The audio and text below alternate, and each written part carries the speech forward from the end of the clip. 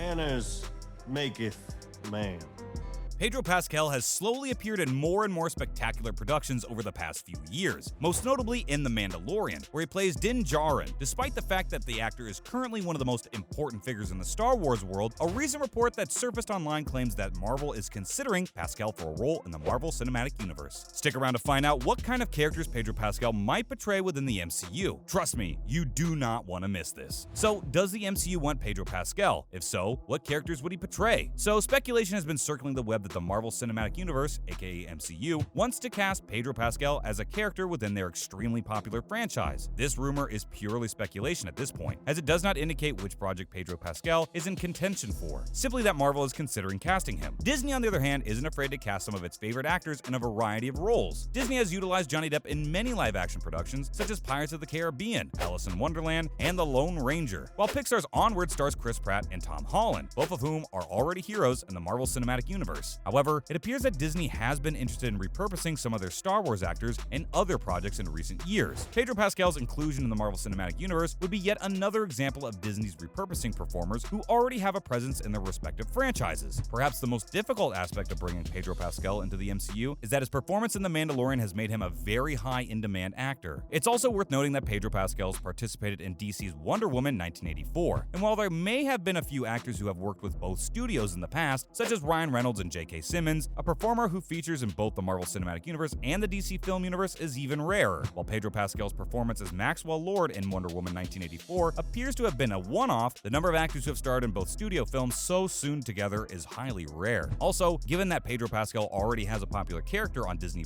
it appears that if Marvel were to employ him in a future project, it would most likely be a film, rather than having him star in 2 Disney+ productions. With so much time between seasons of The Mandalorian, it's plausible that Pedro Pascal will be introduced to the Marvel Universe, though it's unclear who he'll play or when exactly he will appear. Next, White Tiger. So the big question mark: if Pedro Pascal joins the MCU, what character might he play? Well, the first character mentioned is the White Tiger. Hector Ayala's portrayal of the White Tiger was a watershed moment for Marvel. He was the first Latino character to appear in Marvel's comic book universe, first appearing way back in December 1975 as the deadly hands of kung fu films like Spider-Man Into the Spider-Verse and Shang-Chi introduced characters that others could relate to. The White Tiger has yet to make an appearance in Marvel, but it would be a welcome one. Pascal's potential role as a Latino superhero in future MCU films as a Chilean-American is remarkable and very possible. The second potential character we could see Pedro portray is Trickshot. Trickshot is a supervillain that is known for his archery. Pascal stated in a 2019 Wired interview that he is frequently likened to Hawkeye star Jeremy Renner. Trickshot making his MCU debut is a fantastic idea and something fans would be thrilled to see. Trickshot, who takes the name of his old instructor, is frequently in conflict with his brother, ambushing and beating him in a jealous rage. It would be a game changer to introduce a figure like Trickshot with Pascal's characterization. In real life, Renner is the older of the two actors, but there's always room for different perspectives. Hawkeye's opponent being his brother might lead to a slew of new storylines, and seeing them battle it out would be incredible to watch. Up next, we have Paladin. Paladin does what feels right to him at the time, similar to Pascal's portrayal of Agent Whiskey towards the end of The Kingsman: The Golden Circle. This Marvel superhero, to the chagrin of Spider-Man and Daredevil, with whom he frequently unites, goes against the grain constantly. When it comes to his moral compass, Paladin is a middleman who, depending on the context, prefers to work for himself. A character with an individualistic edge in the MCU would be refreshing, and Pascal would totally own it. With this reputation, the affiliations, and conflicts between Daredevil and Spider-Man, this role may produce a lot of interest.